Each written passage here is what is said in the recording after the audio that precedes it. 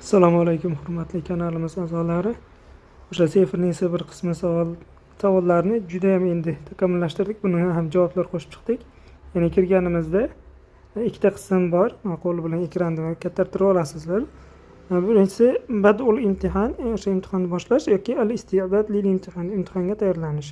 Badul imtihon boshlasak, shu har doimgidek o'sha bir random asosida birorta mavzu tushadi. Masalan, tasavvuqli elektronik pastda vaqt beryapti tayyorlanishga 1 minut, keyin javob berishga 2 minut vaqt bergan.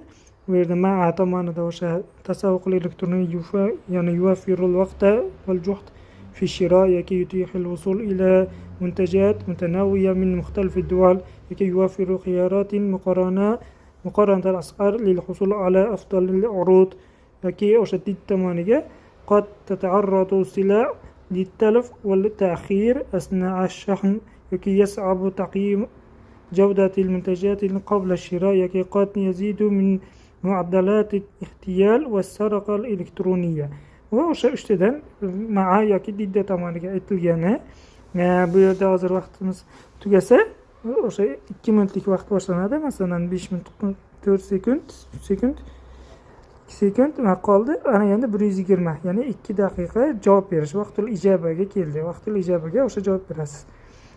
Ar-ruju' ila safhati raisa, asosiy safiga qaytish. Yana bossangiz boshqatdan keyingi safar yana mavzu o'tadi.